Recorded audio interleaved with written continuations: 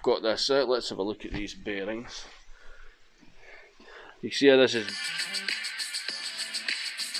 Good afternoon YouTube, and welcome back to the channel. I'm going to get the front wheel off, but the reason I'm doing that predominantly is because I want to check the head bearings on here. So I'll drop the forks out, sorry. Have a look at the head bearings and get them cleaned up, get them re-greased. Want to assess them as well, just in case they need replacement anytime soon, which I'm sure they probably will. Anyway, stay tuned. Got the bike propped up and I've loosened off this locking bolt here. I'm going to give it a little bit of a clean up as I reassemble it. You know, put some anti-seize on the bolts, that type of thing. Move. There we go.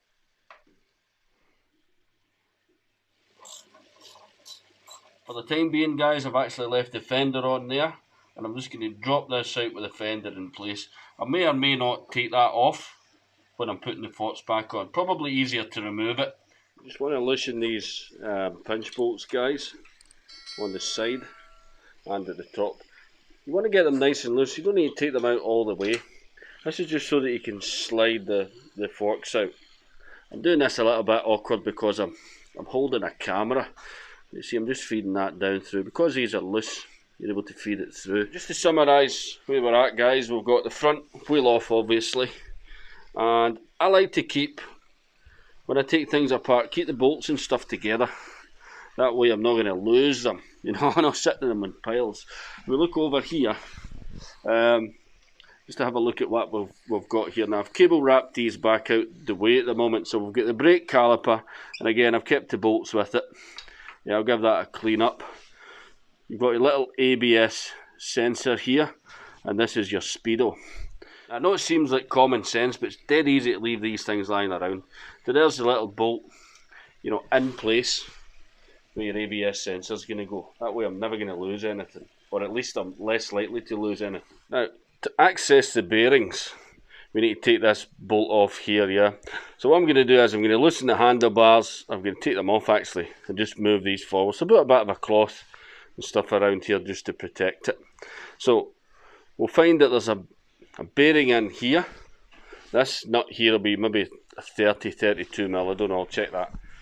And under the T-piece here as well, there's another bearing, but we'll see all that when we take this out.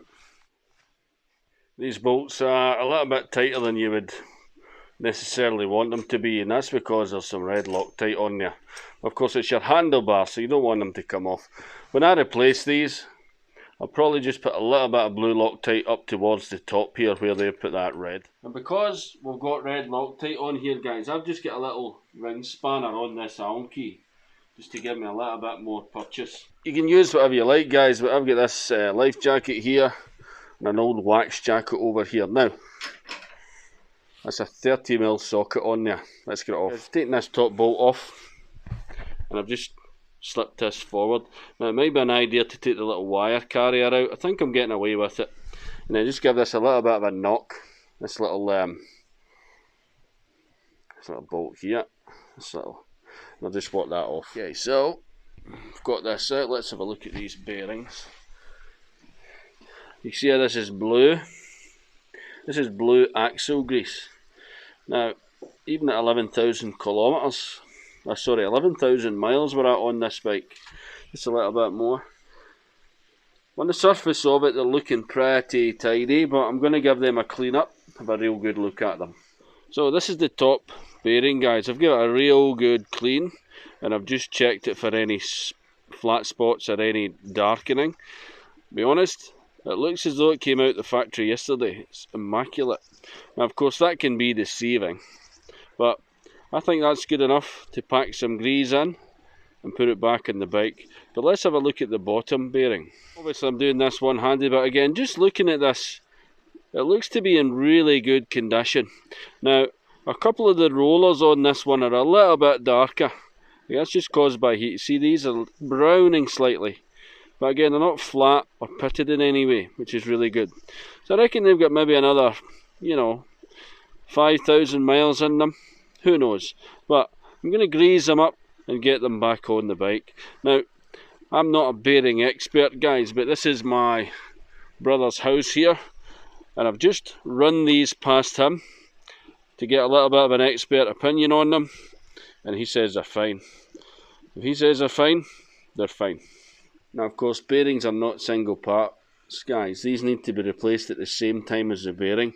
So I'm just having a look at this, just running the finger round, and again, it's got some little marks on there, as you would expect, but it's in very good condition, considering the bike's done 11,000 miles. Of course, if I was replacing the bearings, then you need to replace the ring as well, but that'll come with the bearing that you buy. Yeah, the part numbers are on it.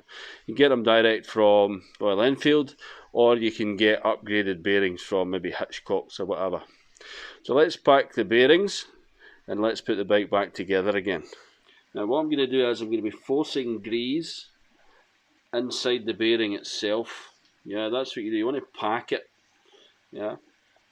And then once you get plenty in there, as that turns, it'll start to squeeze out through the rollers. You want to just push those slightly apart and get plenty of grease inside the bearing, not just around the outside. Yeah, it goes without saying, you don't need to be shy with the grease.